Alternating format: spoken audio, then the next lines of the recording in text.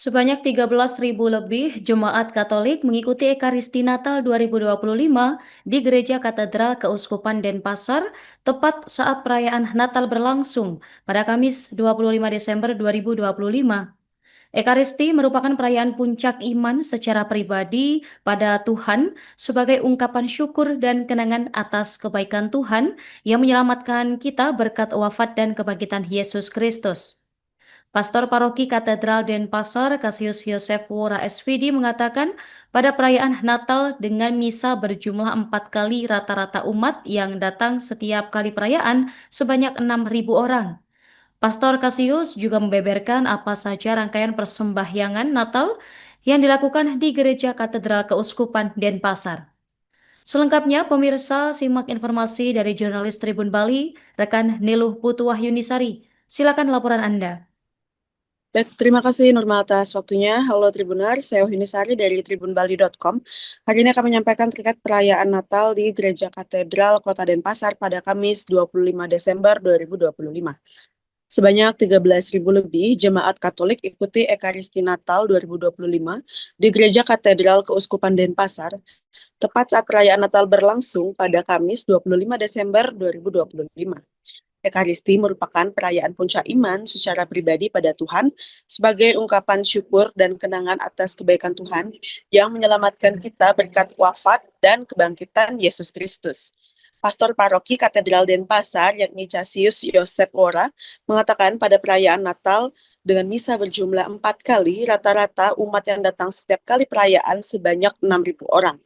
Pastor Cassius juga membeberkan apa saja rangkaian persembahyangan Natal yang dilakukan di Gereja Katedral Keuskupan Kota Denpasar, diantaranya ada misa dan juga rekoleksi. Rekoleksi merupakan semacam pengakuan dosa dan pembersihan diri untuk menyambut Natal dan juga Paskah. Biasanya rekoleksi dilakukan sebelum perayaan Natal dan juga Paskah. Untuk refleksi Natal di tahun 2025 ini, Pastor Cassius mengatakan Tuhan hadir selamatkan keluarga. Perhatian khusus diberikan pada keluarga, sebab keluarga adalah unit terkecil dari masyarakat dan juga gereja. Jika keluarga bahagia, otomatis gereja dan masyarakat pun juga bahagia. Uniknya, pohon Natal di Gereja Katedral Keuskupan Denpasar ini terbuat dari botol bekas dan tidak dibuang setelah digunakan sebab akan dilakukan daur ulang. Pada perayaan Natal yang istimewa ini, turut juga hadir Gubernur Bali, Bapak Wayan Koster, di Gereja Katedral Keuskupan Denpasar untuk menyapa para jemaat usai melakukan ibadah misa tadi.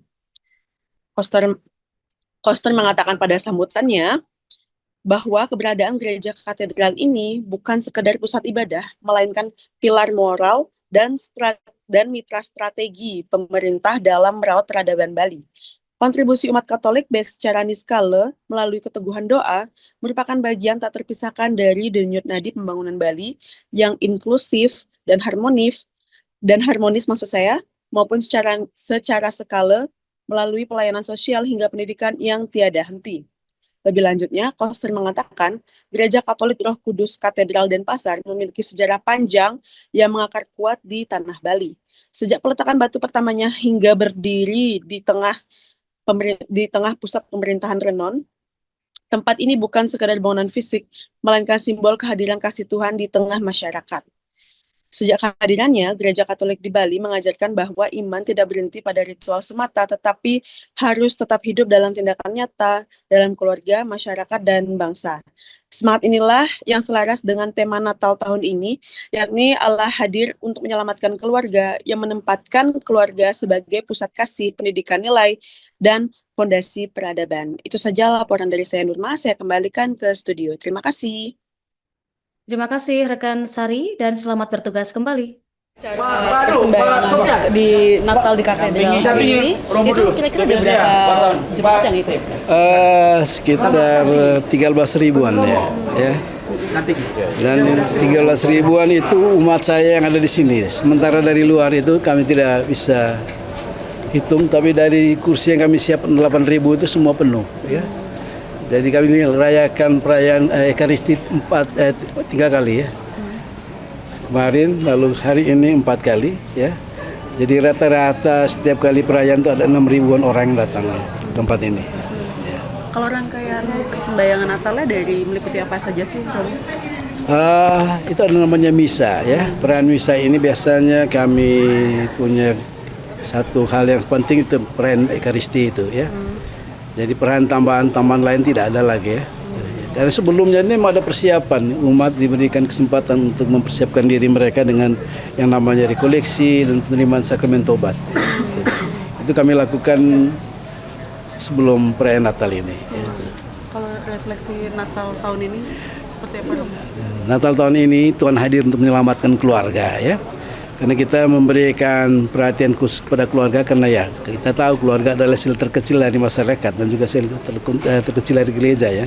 Keluarga bahagia, otomatis ya gereja juga bahagia dan masyarakat juga bahagia. Ya. Ada yang unik, Romo, itu pohon Natalnya dari bahan-bahan bekas ya. Jadi karena kita usahakan sekarang yang sudah tidak dibuang, tapi bisa juga nanti digunakan ya. Setelah ini kan nanti akan di recycling lagi kan, ya akan didaur ulang lagi itu materi daun sampah itu. Ya. Terkait kunjungan gubernur tadi, ada pesan atau komunikasi apa? Saya sangat bersyukur bahwa Bapak Gubernur mau mendatangi umatnya ya. Ini warganya ya. Jadi warga di sini juga dengan kedatangan Bapak Gubernur senang, dan mereka tahu sedikit program kerjaan Bapak Uskup ya. Bapak Gubernur sorry ya. Dan kalau umat sudah mengerti, maka setiap himbauan Bapak Gubernur pasti akan ditanggapi juga dengan positif ya. Ya. Karena bagaimanapun prinsipnya hadirnya umat di Prokiro Kudus Katedral ini mendukung pemerintahan Provinsi Bali. Itu prinsipnya ya. Ya. Ya. Terima kasih. Oke, terima kasih ya.